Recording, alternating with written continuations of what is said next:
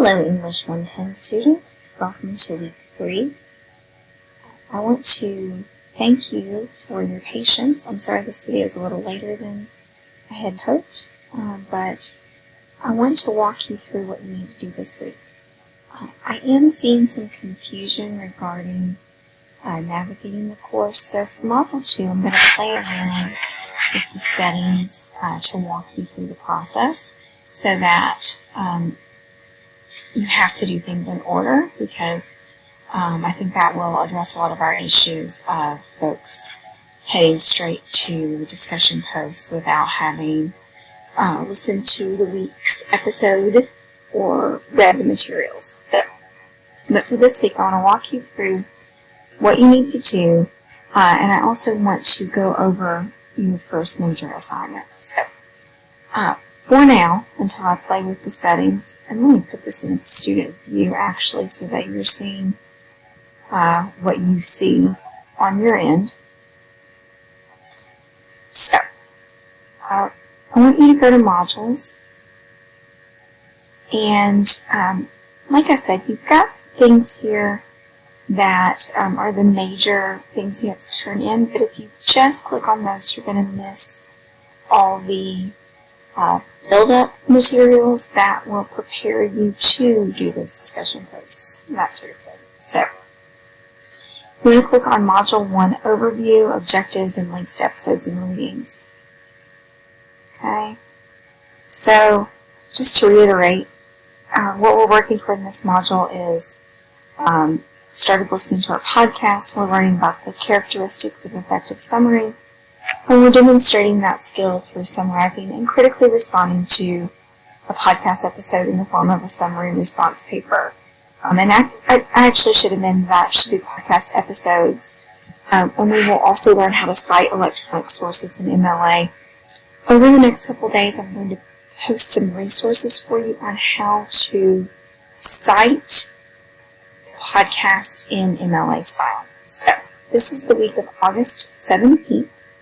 So, after I've posted this video, there'll be a link here that says, watch Dr. B's video. I'm also going to message that to you and put it in announcements so you can't miss it. So you watch this video first.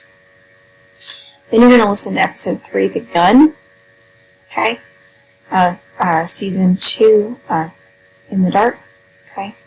Then, I want you to read this handout on writing effective summary and response essays. So it goes over what the summary is, right? And if you need to review the characteristics of effective summary, I go over those in last week's video, as well as there's a handout from last week, okay? So it gives you two ways, it goes over what goes in the summary part of a summary response essay and what goes in the response part. So you need to read this carefully. And then it gives you some ideas for organization, and that will become important over the next week as you begin writing your first formal paper, which is a summary and response essay. Okay? Then you need to carefully read, I'm going to go over it briefly now, but you need to carefully read the assignment sheet for the summary and response exploratory paper. So it says, in this module, you've learned about the effective characteristics of summary, and you've listened to the first few episodes of the podcast In the Dark. For this assignment, write a 1.5 to 2-page summary and response paper.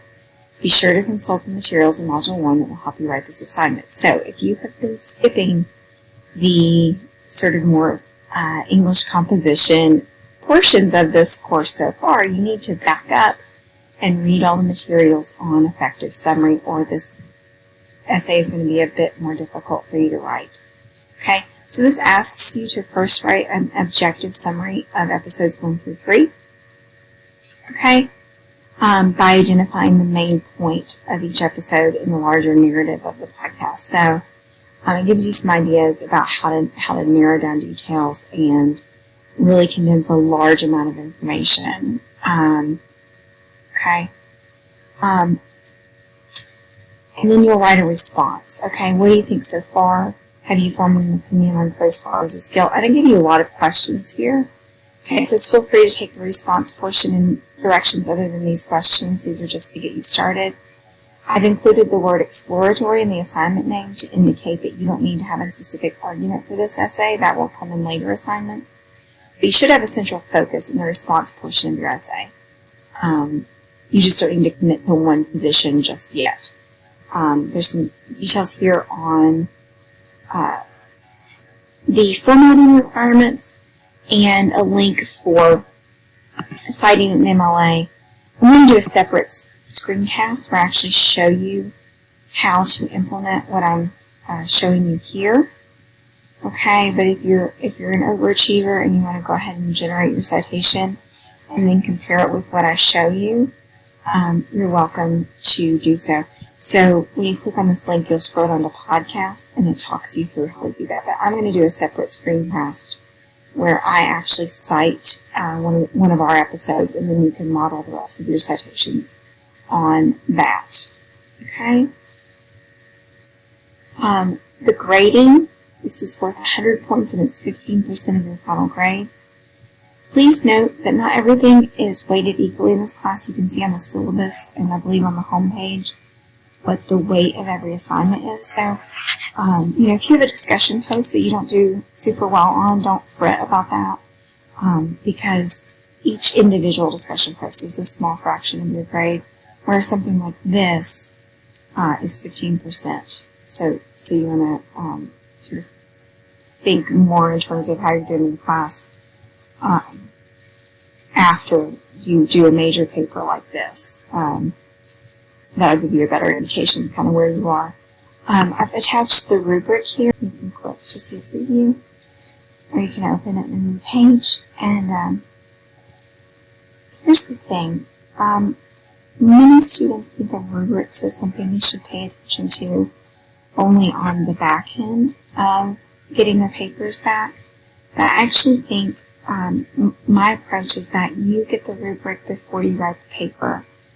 So I want you to use it more as a guide because it really does walk you through exactly what goes in your paper. So I want you to spend some time with this rubric and use it as sort of a checklist for writing your summary and response. I can't emphasize enough that when I say this is how I'm going to grade, this is exactly how I'm going to grade. And so the best way to ensure your success on this assignment is to use this rubric as you're writing your paper.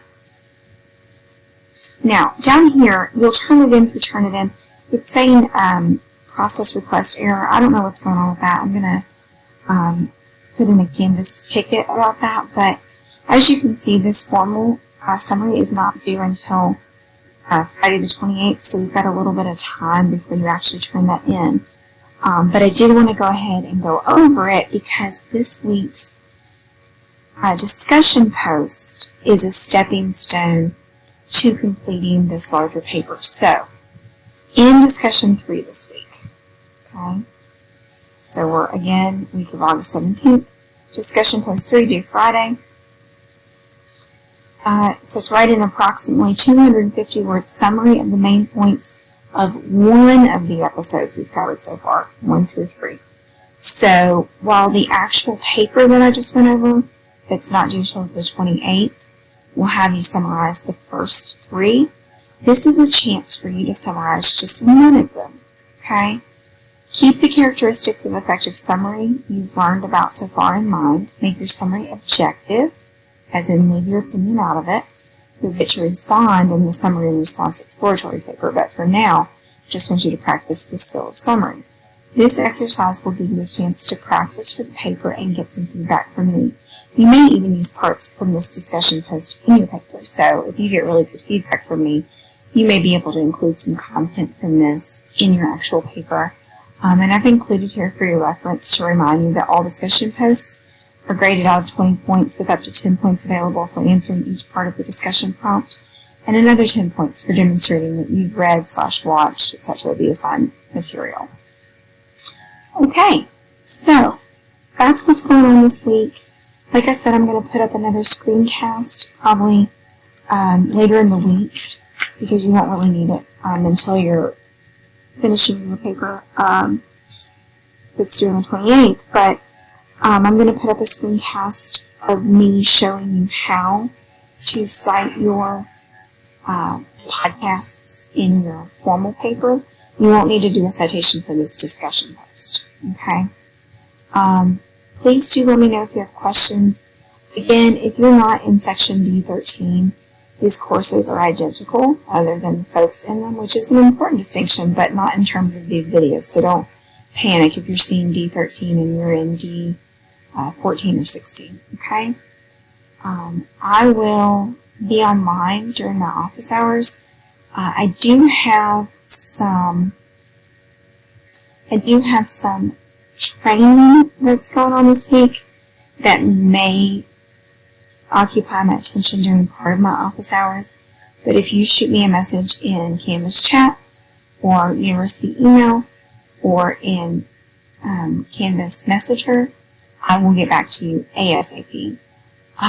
As always, if you want to set up a phone call or Zoom meeting with me, I'm more than happy to do that. Even though this is a traditional online class that doesn't have required synchronous meetings, I'm more than happy to meet with you online or on the phone to discuss anything related to the course. I hope you're enjoying the podcast, and I will see you online.